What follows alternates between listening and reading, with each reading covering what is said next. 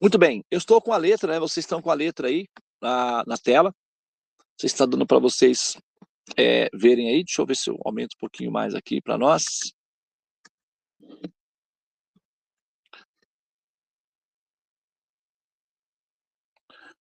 Olha só, vamos fazer. Nós fizemos uma parte semana passada, então a gente vai conseguir ir um pouquinho mais rápido hoje. Olha, eu quero apenas olhar os campos, eu quero apenas cantar meu canto. Eu só não quero cantar sozinho. Eu quero um coro de passarinhos. Quero levar o meu canto amigo a qualquer amigo que precisar. Eu quero ter 1 milhão de amigos e bem mais forte poder cantar. A, vamos, porque nós vamos, né, metaforizar com base na nossa contextualização metafísica, como nós, né, já mencionamos, né, que é o que a gente faz. Agora, vamos pensar em termos do que é ser um amigo. Será que nós realmente somos amigos? Até que ponto nós podemos ser, de fato, amigos? Até que ponto nós podemos pensar em nós mesmas, como pessoas amigas? Vamos pensar, porque uma coisa é nós pensar que somos, é nós queremos ser. Uma coisa, eventualmente, é nós acreditarmos na nossa propaganda pessoal de que nós somos amigos, de que nós somos pessoas amigas. Eventualmente, sim, né? Vamos checar para ver qual é a nossa condição real de pessoas amigas, né? Qual é a nossa qualidade de amizade? Que tipo de amizade nós oferecemos ao mundo? Nós somos amigos, nós somos amigas, almas amigas, pessoas amigas da humanidade, dos demais, das outras almas. As outras almas, as outras pessoas estão em segurança na nossa companhia? O quanto nós podemos ser destrutivos e perigosos para aqueles que nós consideramos que são beneficiários da nossa amizade? Até quando, até que ponto nós somos senhores do nosso comportamento, da nossa capacidade de controle psicológico ou domínio psicológico e não sermos um incômodo para os demais? Até que ponto nós realmente não estamos naquela faixa do narcisismo, né? Do egocentrismo? E até que ponto nós não somos, de fato, parasitas dos demais, ou se nós realmente nós somos benéficos para aqueles que nós julgamos, para os quais nós somos amigos? Até que ponto nós somos, de fato, né, amigos na humanidade? Então, essa análise nós temos que ter, tá? Até porque, assim, nós temos que saber onde nós estamos para, então, organizar o GPS, né, o localizador, para apontar a direção para onde nós queremos chegar, até onde nós queremos chegar. Nós não conseguimos entender a nossa definição se nós não soubermos a nossa localização, onde nós estamos, em que ponto nós estamos, né? Nós já falamos aqui algumas vezes, né, na nossa dissertação, que a nomenclatura para nossa condição é o que se chama de condicionada. Nós somos chamadas almas condicionadas. E enquanto almas condicionadas, nós temos a tendência geral ou a tendência genérica de sermos egocêntricas e, ao mesmo tempo, devido ao medo que causa a angústia, né, da escuridão da existência, da entropia, que é a dissolução, né, dos nossos corpos, dos corpos daquelas pessoas que nós amamos e queremos manter próximos de nós, isso gera ansiedade, super excitação, ansiedade e medos. Então, o medo, até que ponto o medo que nós sentimos na existência prejudica a nossa capacidade de sermos, de fato, amigos ou amigas dos demais? E nós só conseguimos ser amigos verdadeiros e amigas das demais pessoas se nós formos amigos ou amigas verdadeiras de nós mesmas. Mas Nós somos confiáveis para nós mesmas? Nós nos amamos, nós nos gostamos a ponto de sermos realmente satisfatórias ou benéficas para os demais? Essa avaliação é uma avaliação que a gente não precisa ficar fazendo constantemente, evidentemente, né? A gente vai vivendo a vida e aquilo que nós somos vai se espalhando ao nosso redor. Mas, eventualmente, é importante nós pararmos e para pensar quais passos, como são os nossos passos, que passos nós estamos dando, né, de fato, e como nós afetamos o mundo ao nosso redor, de fato, né?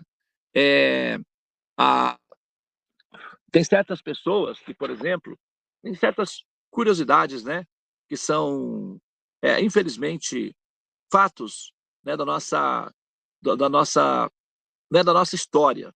Por exemplo, né, o professor Einstein, tá?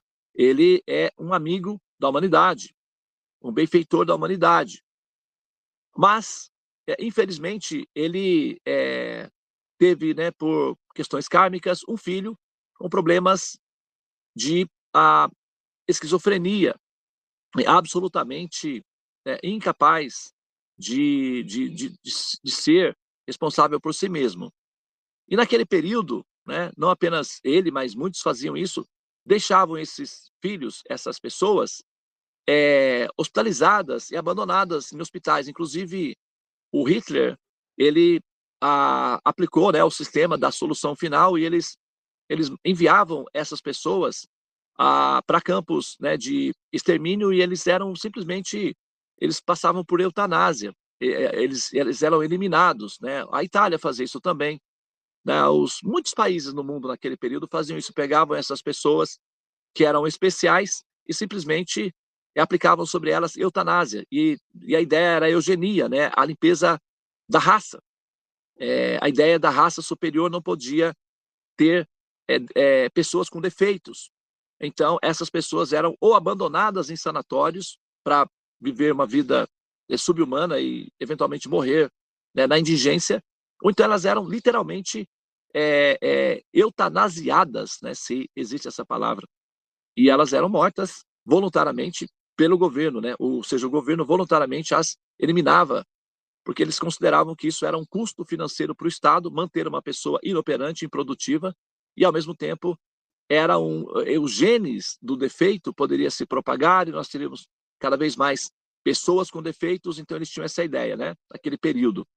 Então, é um período em que nós, enquanto seres humanos, nós não éramos confiáveis, nem todos estavam seguros, né, com a nossa presença. Mas isso acontece, então, por mais que uma pessoa possa ter benefícios, eventualmente, devido à cultura, devido à pressão cultural ou idealismos de época, nós podemos ter atitudes que são realmente nefastas e vergonhosas para, né, a nossa história do futuro, né? No futuro, os nossos netos e filhos, etc., eles vão fazer uma avaliação do nosso proceder. Tudo bem que, né, eles vão até compreender, mas eles não vão se orgulhar de certas ações que nós temos no presente momento e que talvez, apenas talvez, nós sejamos capazes de identificar essas falhas e trabalhar, ao menos individualmente ou em termos de grupo também, né? Mas para que isso não aconteça, ou seja, para que nós eliminemos esses comportamentos no nosso ser, no nosso seio, né, familiar, e aí transmitir para as próximas gerações a nossa preocupação com a nossa moral e o nosso procedimento. Tá? Então vamos lá. Olha só, não tem possibilidade nenhuma, tá? Em termos práticos, de nós sermos amigos. Nós podemos dividir em 3 fases a ideia de ser amigo. Tá? Nós temos a, o amigo que é o canista, né? O amigo que é o madhyama e o amigo que é o tama. Né? Amigos gerais, que são, né, enfim, genéricos, amigos próximos e aqueles que são aqueles para os quais nós confiamos os nossos segredos, nós apostamos, né, a nossa segurança psicológica, né, que são aqueles amigos que a gente confia e tal.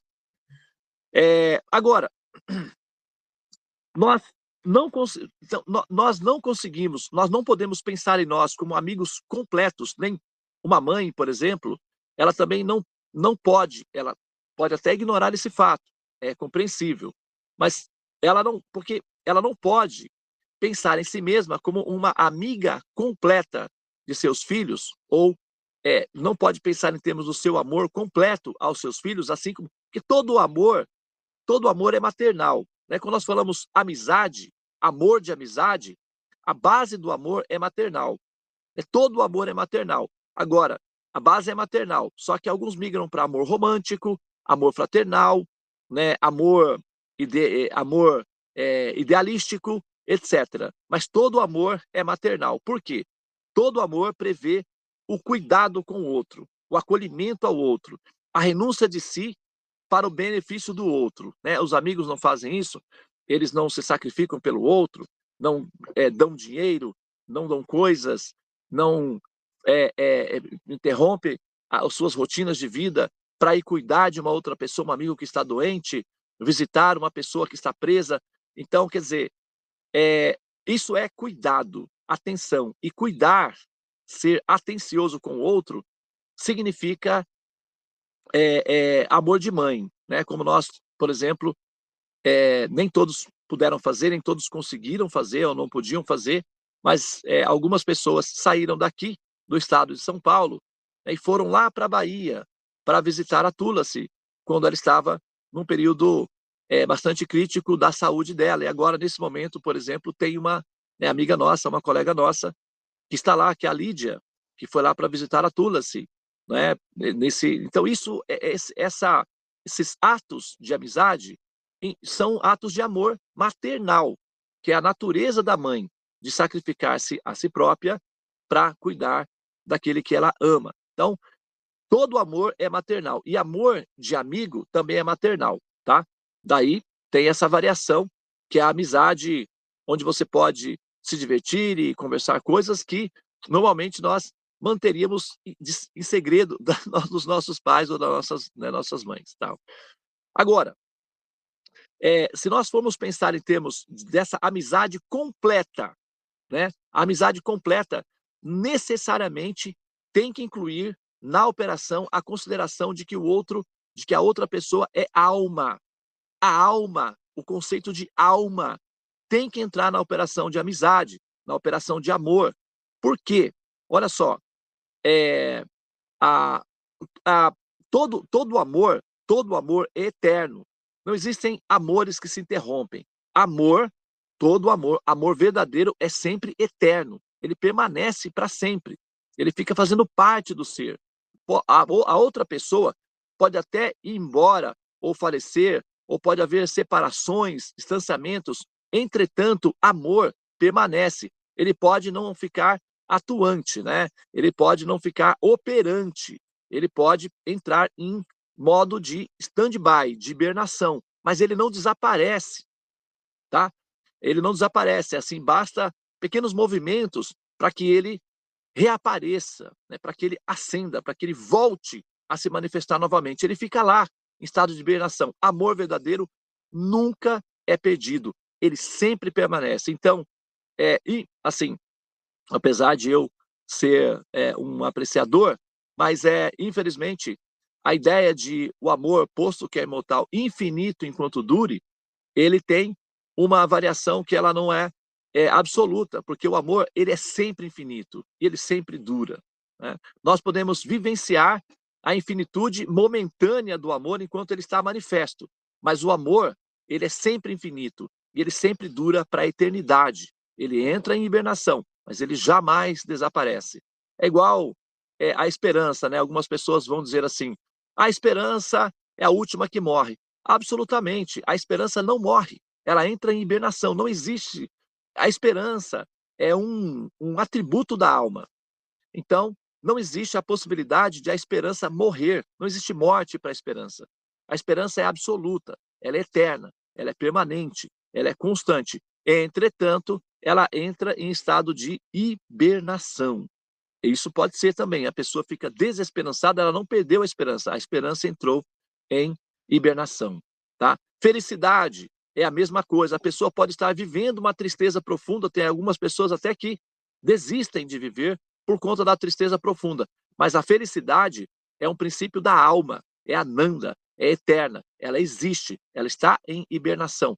E, eventualmente, com alguns ajustes, essa felicidade reaparece e a pessoa, então, se estabelece na sua natureza de alma, que é o ananda.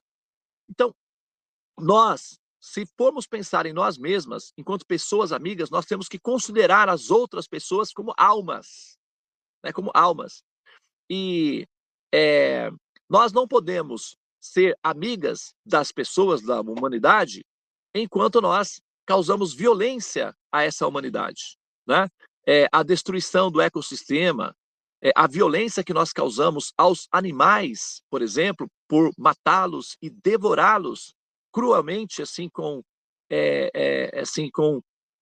descaso, né? Com um desdém ao sofrimento e a destruição que nós, o impacto de violência que nós causamos no ecossistema e compromete a nossa qualidade de amizade, já inicialmente, por conta desse fato, né? Por isso que quanto mais pacífica, menos violenta é a pessoa, quanto mais a abordagem dela é compassiva com relação à vida, de modo geral, tanto mais essa pessoa é uma amiga mais completa. Como eu disse, não é que a pessoa que assim, tem os hábitos que envolve a alimentação com algum nível de violência, que é a alimentação carnívora, não quer dizer que essas pessoas não sejam amigas, tá? Eu não estou dizendo isso, mas uma coisa boa pode ficar melhor. Tem coisas boas, tem coisas melhores, tem coisas superiores, coisas excelentes. Não é, a refração, ela vai se refinando na medida em que os seres vão evoluindo, tá? Então, para que essa amizade seja mais completa, nós não podemos excluir um grupo e adotar outro. Essa exclusão que nós fazemos de um grupo em detrimento do outro é bullying. Esse bullying que envolve dor e violência para o outro ser nos compromete em termos da qualidade de amizade, da capacidade de ter amizade, da capacidade de expressar amizade, da capacidade de ser benéfica para as demais pessoas ao nosso redor.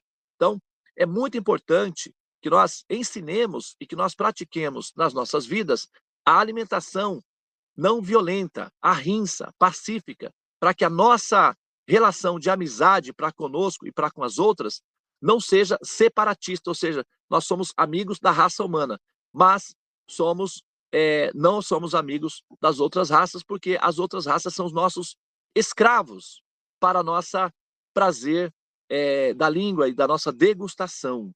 Então, a nossa amizade já está parcialmente comprometida. Outra coisa, como o amor a amizade é um ato de amor e o amor é eterno, nós podemos, se quisermos, tá? Incluir dentro da operação da compreensão do que é amizade, pensar em termos do prolongamento dessa relação afetiva de amor. E, normalmente, as mães são mais emaranhadas nessa condição, porque para o conceito psicológico de uma mãe, não existe interrupção. Uma mãe não pensa, uma mãe, um pai que tem natureza de mãe, né, não pensa o futuro, não planeja o futuro sem seus filhos. Não existe a menor pauta de planejar um futuro sem os seus filhos, aqueles que eles amam. Que futuro é esse? O futuro que acaba ali, daqui 70 anos? Esse é o futuro do amor? Então esse amor é comprometido, é de uma qualidade inferior. Porque o amor não é pelo corpo.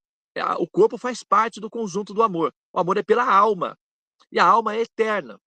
Então esse amor para ser completo, ele precisa incluir o fato de que esse ser continua existindo, continuará existindo. Mas continuará existindo em quais condições? O que você deseja para essa pessoa que você ama? O que você planeja para ela? Mesmo que não desse certo, vamos imaginar assim, mesmo que não funcionasse, mesmo que fosse apenas uma ideia que existe apenas na cabeça e não tem a menor pretensão de acontecer, né? Como Lulu Santos certa vez cantou, Tá? É uma ideia que existe na cabeça e não tem a menor pretensão de acontecer. Tá? Então vamos imaginar que fosse apenas uma ideia. O que você deseja para as pessoas que você ama? Seus filhos, seus amigos, pessoas que você ama, de fato. Você deseja realmente que elas renasçam aqui nesse mundo? Esse mundo é um lugar que você colocaria uma pessoa que você realmente ama. Você quereria trazer de volta uma pessoa. Quero renascer entre os meus familiares. O meu filho, a minha tia, a minha avó vai renascer como o meu filho no futuro. É isso realmente o que você quer para uma pessoa que você ama, que ela renasça entre os seres humanos para viver as contradições da humanidade, a dissolução, as doenças, os sofrimentos, as contas que tem que pagar. Você não viu a moça falando aí? Eu acho que você está precisando do Espírito Santo para pagar as suas contas. Quer dizer, é isso então que você deseja? É isso que você deseja para você mesma? Se você deseja o retorno, o renascimento para si própria, então qual é a qualidade de amizade que você tem para consigo mesma? Se essa qualidade de amizade que você tem para consigo mesma não reconhece a sua autonomia como alma eterna, e se você não consegue pensar em si mesma, tendo condições de emancipação, de qualidade de vida, de uma vida melhor na transcendência, então naturalmente a sua capacidade de amar a si própria está comprometida. Logicamente, você vai também agir assim com as demais, mesmo que seja por ignorância. Não necessariamente por maldade, mas por ignorância mesmo. Então, se você não consegue amar a si própria, a si próprio, como que você vai conseguir amar o outro? Realmente, de fato, né? Com amor de qualidade. É o amor ágape, né, que fala. Como não foi dito, foi dito, certa vez foi perguntado, não é, para Jesus como é que ficaria, então, a questão das regras, das regulações. Só um minutinho, pessoal. Deixa eu só resolver uma situação aqui. É um segundinho.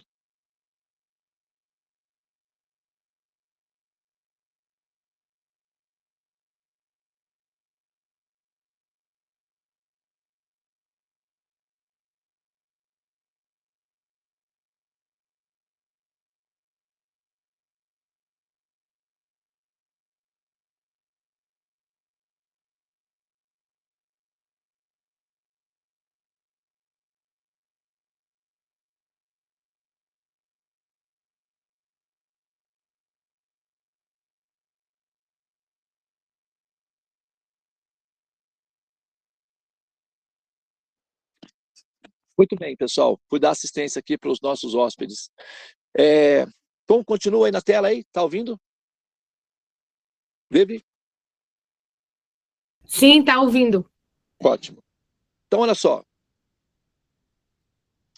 É, eu estava dizendo, a qualidade né, como foi certa vez perguntado, né, para o nosso mestre Jesus, foi perguntado a ele, bom, agora, né, tem muitas regras, a gente está acostumado a seguir as regras, os preceitos e tal, e aí você está dando uma explicação aparentemente nova, a gente nunca ouviu falar desses assuntos aí, como é que vai ficar daqui para frente? Né, se nós quisermos nos adequar a essa nova, né, espiritualidade, esse novo caminho, esse caminho que você está apontando, como é que a gente deve proceder? Né? Quais são os passos que nós devemos fazer? Quais são as leis que nós devemos seguir? Então, Jesus, né, ele reduziu, né, o conjunto das regras pragmáticas em duas essenciais, fundamentais, que norteiam os seres humanos para uma condição de qualidade, da capacidade de amar. Então ele disse o seguinte: você deve então se preocupar com apenas duas orientações. Todas as demais se enquadram aí, porque essas duas orientações, elas possuem uma característica que é fundamental para qualquer pessoa saudável, que é sobriedade, que é coerência, né? Coerência, né, com as ações. Então, uma delas é amar a Deus sobre todas as coisas. E amar a Deus sobre todas as coisas não significa desprezar as demais coisas. Quando você ama a Deus, quando nós amamos a Deus, nós também amamos as outras coisas. Porque as outras coisas são parte integrante, são extensão de Deus. Então não tem como amar a Deus e odiar os animais. Não tem como amar a Deus e odiar os seres humanos. Não tem como amar a Deus e odiar a vida. É impossível, porque a vida, os seres humanos, os animais, as criaturas, o universo é uma extensão de Deus. Então não tem como fazer essa separação real. À medida em que a gente usa a nossa inteligência. E ele disse, e você vai fazer isso daí? Você vai se esforçar em amar a Deus com toda a sua força, toda a sua inteligência, toda a sua capacidade artística. Se vira nos 30. Dá um jeito de descobrir uma forma de manifestar esse amor. Usa a sua inteligência, né? Se não é se vou fazer aqui um parênteses aqui, né? A gente poderia não vou fazer esse complemento, né, na palavra de Jesus, mas eu vou fazer uma colocação aqui. Observem as galinhas. Vocês já observaram as galinhas, né? A galinha é uma ave. Ela é uma ave. Ela pode voar. Ela pode voar. E se ela voa, ela pode ficar numa árvore. Ela pode, sabe, se liberar. Só um instantinho, pessoal. Só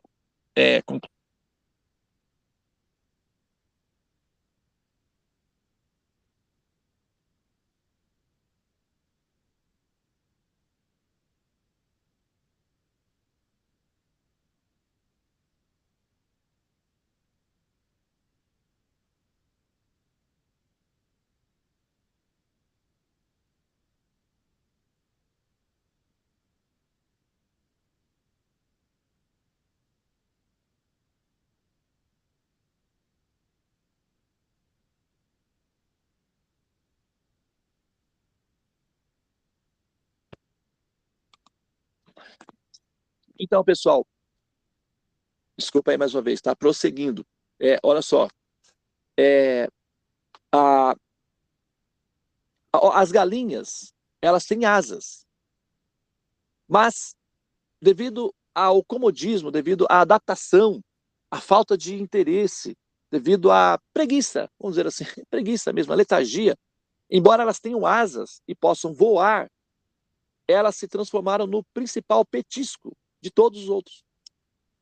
Olha que curioso, né? Então, embora nós sejamos almas, nós podemos voar, nós podemos amar ao Supremo, nós podemos desenvolver consciência divina devido à nossa adaptação, devido à nossa preguiça, à nossa letargia, ao nosso cansaço existencial, à nossa desistência, a nossa a aderência, não é, ao fracasso. O que acontece conosco? Nós nascemos e morremos constantemente numa condição que sempre nos causa a mesma reação, ansiedades e medos. Nós somos almas, nós podemos ascender aos céus. Mas por que nós renascemos como seres humanos? Por que nós nascemos como seres humanos? Por que nós estamos na condição humana? Qual é a justificativa? Aderência, adaptação ao inferior, sabe? Preguiça de buscar o que é superior. Por isso que Jesus disse, amar a Deus como? Não com rezas. As orações, elas são terapia que nos ajudam a entender o que nós temos que fazer. Elas não são em si a coisa em si. Elas são comunicação, sim, mas comunicação tem uma função pragmática na sequência. O mundo tem que funcionar a partir da nossa comunicação. Então, é amar a Deus sobre todas as coisas com a inteligência, usando a inteligência, usando as capacidades artísticas. E isso significa que nós estamos utilizando a nossa máxima capacidade de amar, usando o nosso esforço pessoal e não oferecendo migalhas, restos, ou seja, as rezas. Não é como se Deus precisasse das nossas migalhas, que são o nosso suborno sob a forma de orações. Não é assim que funciona. Raspas e restos me interessam. Será que é o caso da pessoa suprema? Então, por que nós estamos separadas da pessoa suprema, já que ele aceita qualquer coisa? Não é assim, não. Amor, ele tem qualidade, né? E pessoas nobres só são conquistadas com nobreza, né? E depois ele vai dizer, amar ao próximo como a ti mesmo. Então, como é que nós vamos amar ao próximo se nós não nos amarmos de forma coerente E nos amar de maneira coerente, ela precisa necessariamente incluir o fato de que nós somos almas e nós merecemos ascender e ter qualidade de vida. Nós precisamos nos amar a ponto de nos desejar ascender aos céus e não renascer como ser humano. Isso é amor. E somente quando nós nos amamos assim integralmente é que nós seremos capazes de amar o próximo. Senão o nosso amor ao próximo está limitado e o nosso amor ao próximo aceita a condenação de que o próximo terá que renascer como ser humano e morrer de novo. Então, o nosso amor é um amor que avaliza a condenação do outro ser, seja filho, seja amigos, sejam pessoas, parentes, que seja.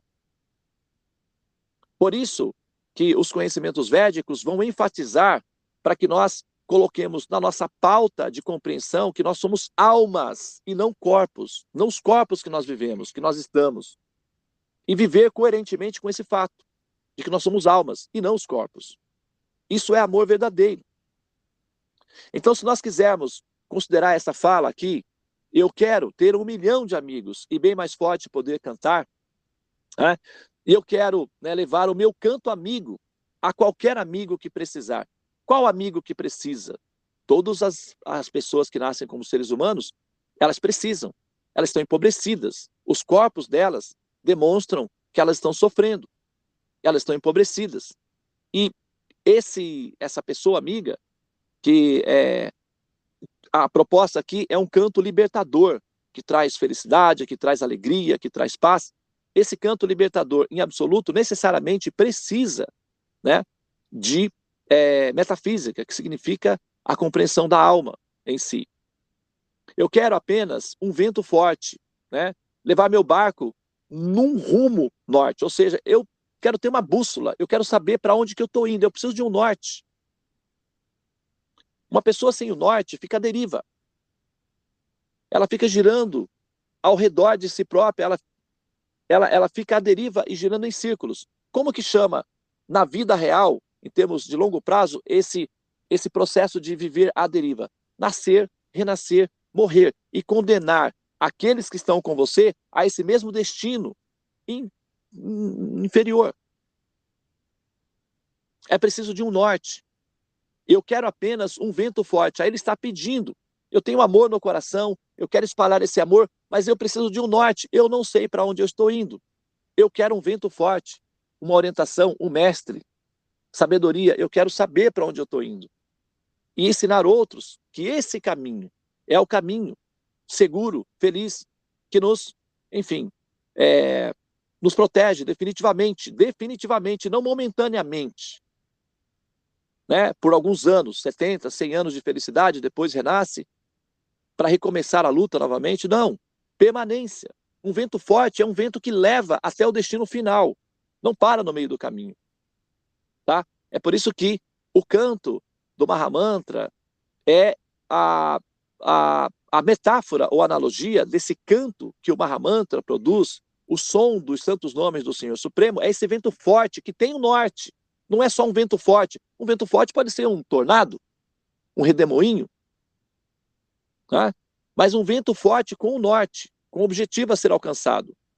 E no caminho, né, o que eu pescar, quero dividir quando lá chegar, ou seja, as prosperidades, ou seja, um pensamento altruísta, compassivo com aqueles que estão, enfim, né, ao nosso redor. Eu quero o meu canto amigo,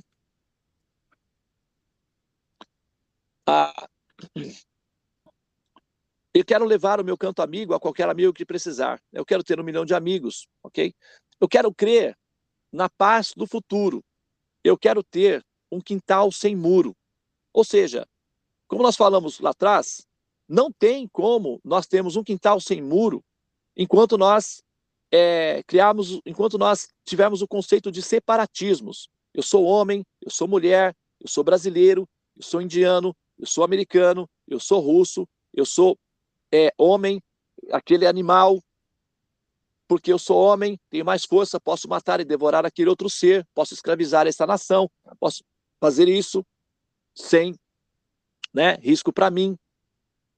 Então, essa mentalidade separatista, cheia de muros, realmente ela é um grande problema para todos nós. Por isso que o conhecimento, dentro da proposta do conhecimento védico, é para nós pensarmos a nós como almas espirituais e não como pessoas locais apenas. Claro que nós somos brasileiros, claro que nós... Mas para além disso, nós somos almas. E como almas, não há muros. Nós somos iguais. E quando nós pensamos que nós somos almas e que o outro ser também é uma alma, como é que você vai conseguir sentar e devorar esse outro ser, comer esse outro ser, se você pensar que é alma? Se você entender que a alma é uma extensão de Deus e que está em toda parte, em todas as entidades vivas, como é que você consegue? Você só consegue escravizar uma pessoa ou comer um outro ser se você pensar que a alma não está ali, ou que não há alma, ou que você não é alma. Só é possível enquanto nós pensamos de maneira biológica e, de certa forma, né, um pouco bestial também, senão não tem como. Quando nós pensamos a nós mesmas como almas e as demais como almas, nós nos nivelamos, ficamos iguais sem muro. Então nós subimos para além do muro. Mas abaixo do muro, a ideia de um mundo sem muro é uma utopia, que é um poema apenas. Fica apenas na fase do poema, individual e coletivamente.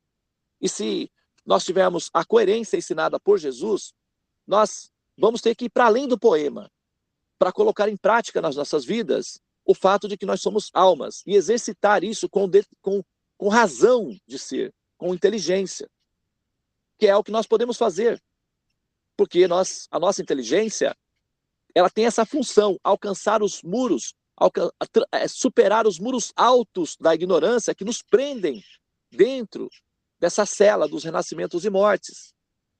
Observem as galinhas. Vocês já observaram as galinhas? Elas têm asas. Elas podem voar. Mas elas não voam. E a adaptação, o condicionamento delas, transformam elas no petisco de todos. Então, a preguiça de usar a inteligência para amar, para evoluir, tem efeitos colaterais.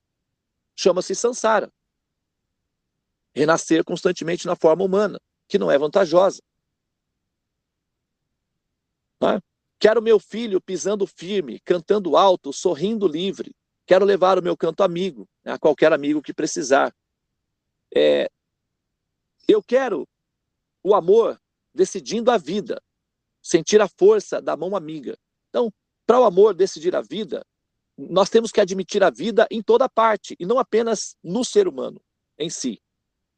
E essa informação, ela é válida, ela é profunda. E se essa informação, se essa única informação fosse acatada, é que é utópica, né? Assim, a gente sabe que os diferentes níveis de seres humanos, isso está para o futuro ainda, mas se a gente fosse observar isso, vamos imaginar que isso já estivesse acontecendo agora. Eu quero o amor decidindo a vida. Então, todos teriam direito de viver, ou de ter a sua razão de viver preservada. Né? Não é utópico, que essa informação é para um futuro um pouco distante, mas ela é verdadeira. Porque é assim que é. É o amor que decide a vida. A vida só é possível devido à cooperação. As células cooperam entre si altruisticamente, cuidando uma das outras. É por isso que temos plantas, temos pessoas, temos uma célula, órgãos, vida. Porque as células são cooperativas, são gentis, são amorosas. Elas decidem pela outra célula. É por isso que existe vida. A vida vem da vida. E isso é um fato biológico e um fato psicológico. Então, é para essa direção que a gente tem que apontar a nossa bússola. É o meu irmão com um sorriso aberto. Se ele chorar, quer estar por perto, eu quero levar o meu canto amigo a qualquer amigo que precisar. Ok? Então venha comigo olhar os campos. Cante comigo também meu canto. Qual canto? Qual é o desejo que essa alma, esse ser, está expressando aí? O que esse ser está querendo? Qual é o canto? Né? Olha, tem uma metáfora que os rishis, que são, né, os sábios, eles dão a seguinte metáfora. O sapo coacha durante a noite. Enquanto o sapo coacha durante a noite, ele atrai a serpente, que vai engoli-lo. Ele canta alegremente. E qual é a intenção desse canto? É o básico: comer, dormir, acasalar, gerar subprodutos e cair no esquecimento. Então, dependendo do nosso canto, e o que é o canto? O que eu falo, o que eu saio, eu posso falar cantado. O que eu estou fazendo aqui? Eu estou cantando. Só que na forma de prosa, é uma dissertação, mas é um canto. Toda fala é um canto. E essa fala pode ser um encanto ou um desencanto. Ela pode ser libertadora ou aprisionadora. E quando é que o nosso canto pode ser realmente, quando é que nós poderemos realmente, sabe, assim, desejar que outro cante o nosso canto? Né? Então se assumirmos responsabilidades por aquilo que nós falamos, Prabhupada, nosso mestre, dizia que a diferença entre um tolo e um sábio consiste no ato de falar. Um tolo permanecerá um sábio até ele falar. Quando ele fala, é revelado quem é um sábio e quem é um tolo. E quando ele age, aí você identifica qual é a pessoa que você deve pisar nos mesmos locais onde ela pisa, porque é seguro, devido à coerência. Então, aqueles que têm coerência conseguem identificar aqueles que são coerentes e seguem os passos daqueles que são coerentes. Aqueles que são incoerentes serão levados a fazer aquilo que eles são chamados a fazer e facilmente podem ser enganados devido à adaptação. Vocês já observaram as galinhas? Alguém já viu uma galinha de perto? Elas voam, elas são pássaros, elas têm asas, elas podem voar. Mas devido à adaptabilidade, à preguiça, à letargia, devido a aceitar a incapacidade de ir adiante, o gosto pela ignorância, pelo cansaço, pela desistência, pelo vitimismo do fracasso, elas se tornaram o petisco principal para todos. Olha só que interessante. Embora possam voar. Vocês já tinham notado isso? Então, o nosso canto, ele precisa ser libertador. A nossa fala, os nossos pensamentos, as nossas ações e desejos precisam ser libertadores para nós, para aqueles que dependem de nós e para o mundo ao nosso redor. Ah, mas Devananda, eu não posso carregar o mundo todo nas minhas costas. Tu dizes, você já o faz, sem saber. É por isso que você anda cansada o tempo todo. Então, o ideal é assumir o fato inexorável de que o mundo todo está diante de nós e cantar um canto que o liberte. Porque se o nosso canto for libertador para todos, nós ficaremos livres desse peso. É uma forma de se livrar também da humanidade, libertando ela, né?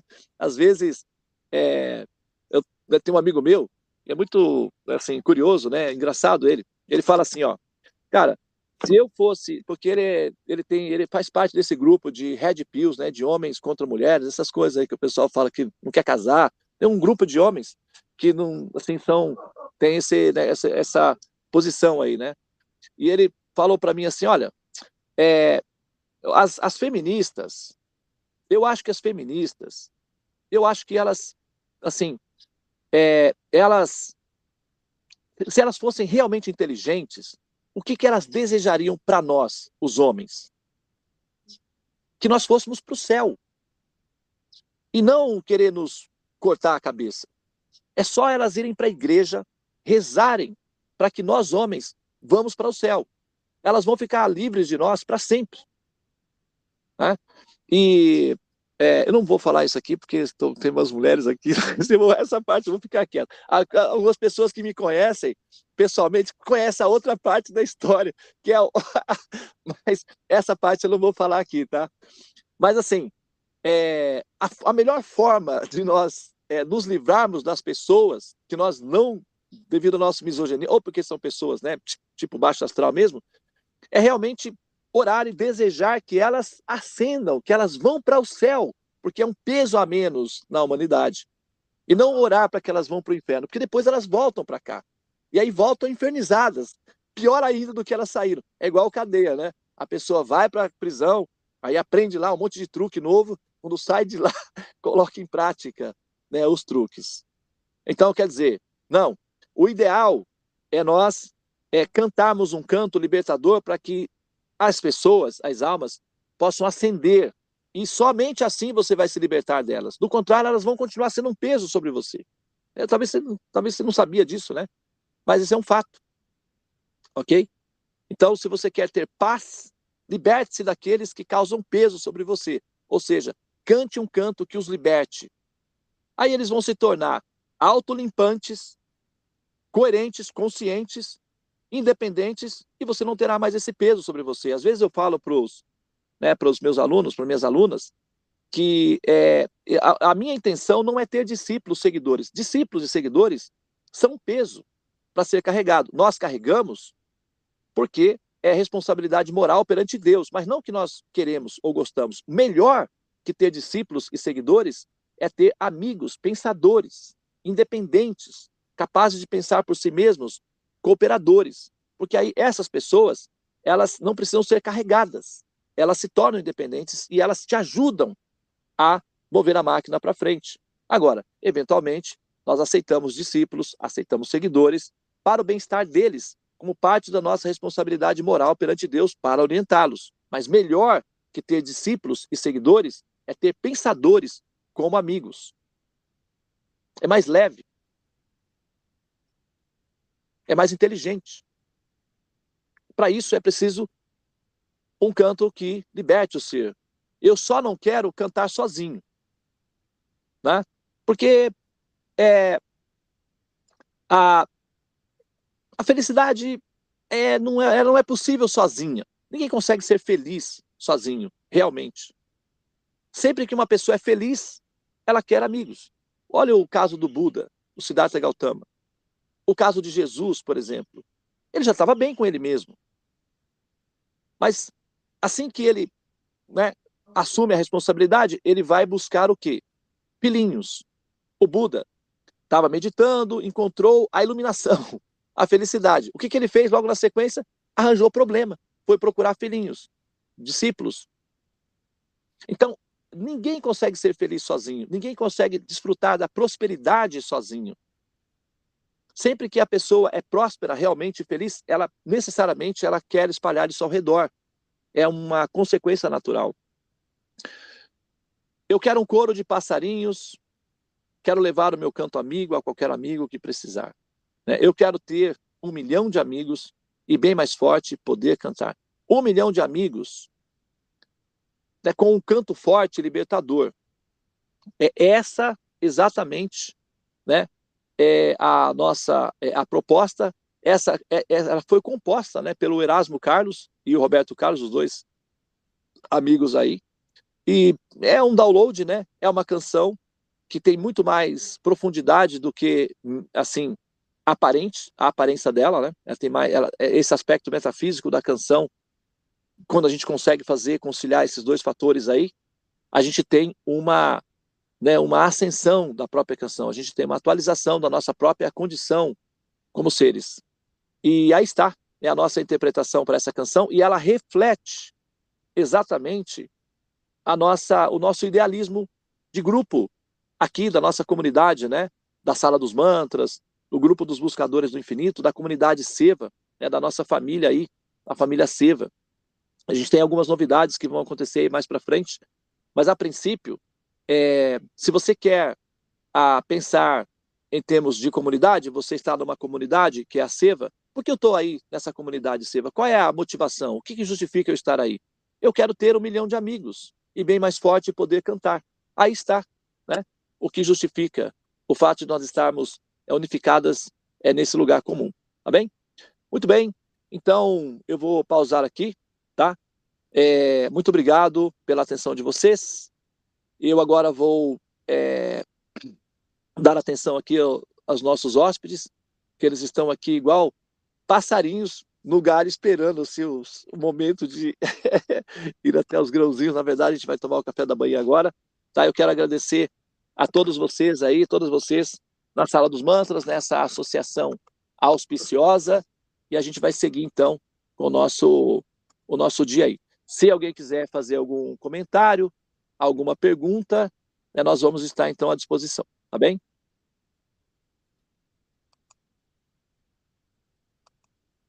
Eu queria contar só uma anedota que tem a ver com a galinha, mas eu posso cortar a gravação e falar depois. Não, pode fazer, pode falar agora.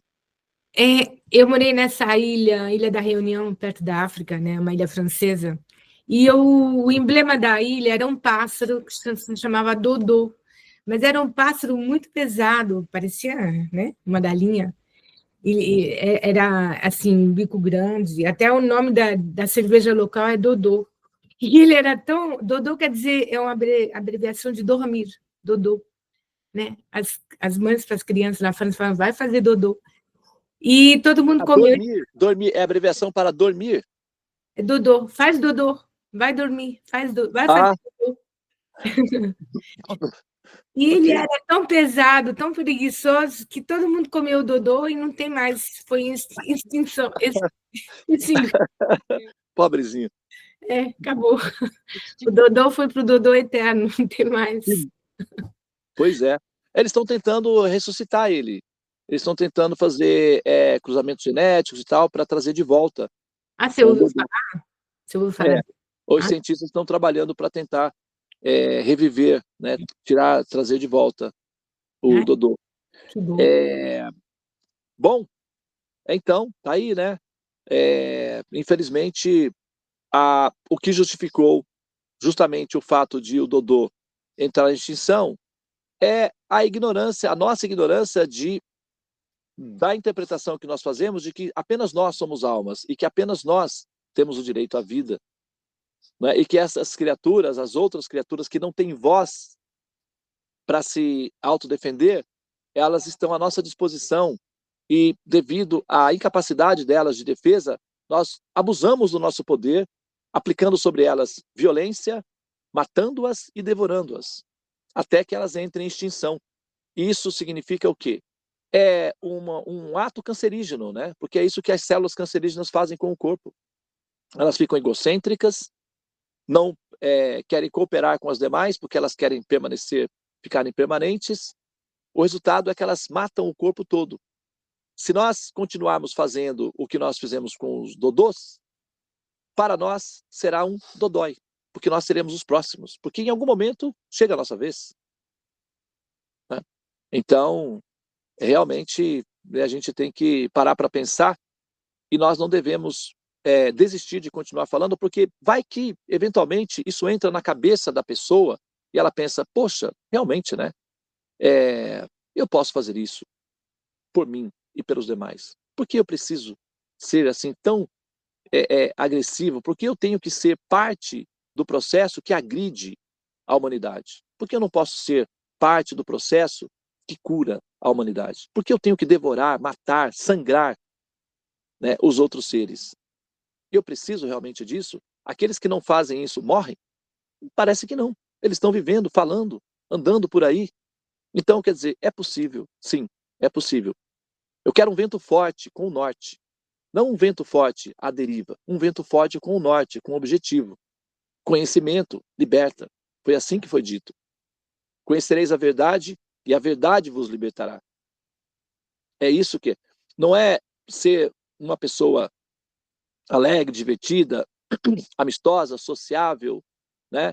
Honesta, pagar as contas. Não é apenas isso.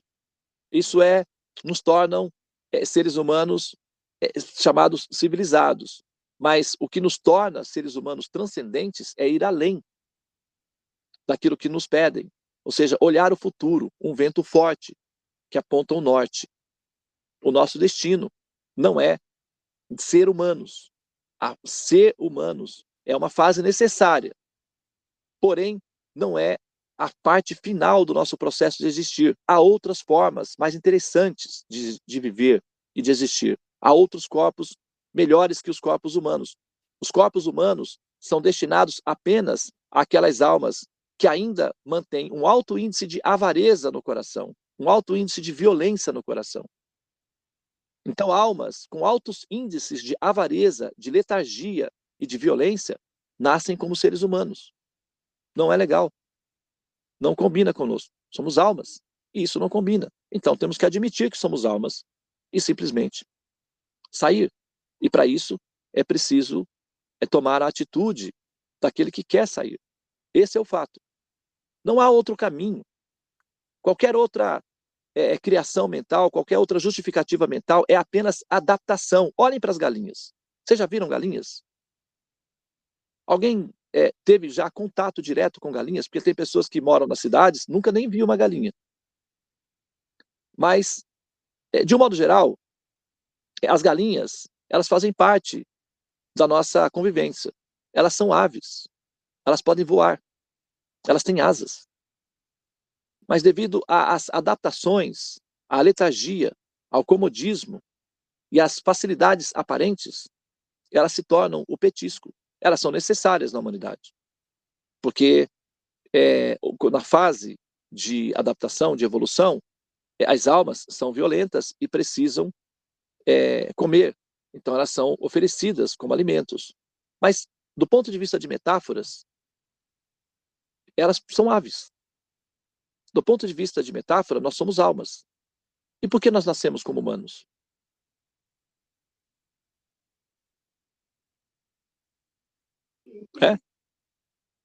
Não é um ponto para ser pensado? Muito bem.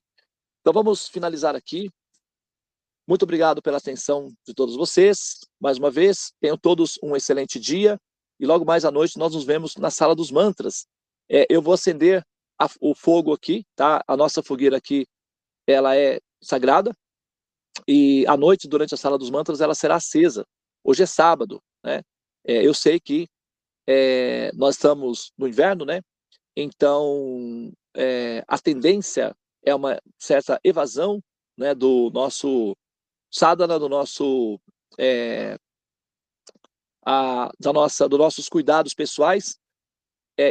Estatisticamente, o sábado, né, Saturday, assim, o Saturno ele rege a direção oeste, tá? E o oeste é onde o sol se põe. Quando o sol se põe, fica escuro. O escuro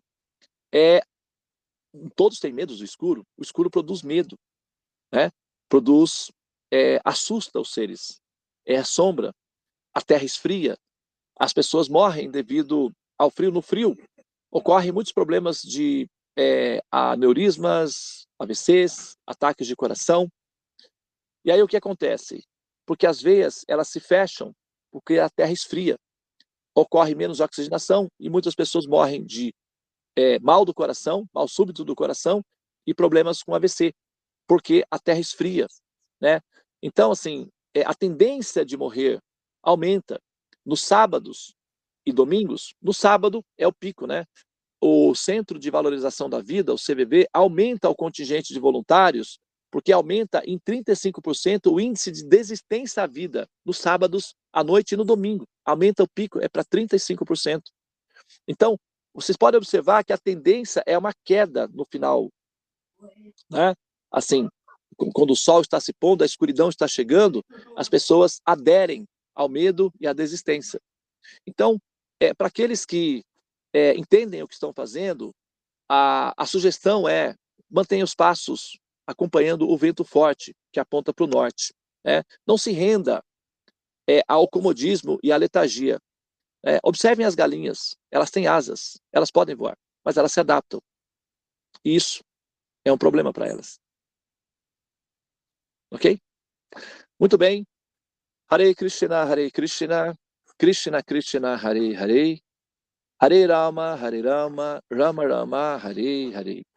Ó energia suprema, amor divina, ó Mahamantra, libertador do ser, desperta-me, eleva-me, envolve-me, protege-me. Hare Om Shanti, Namastê, Om Tat Sat, Hare Krishna. Tchau, tchau para todas as pessoas. Um excelente sábado.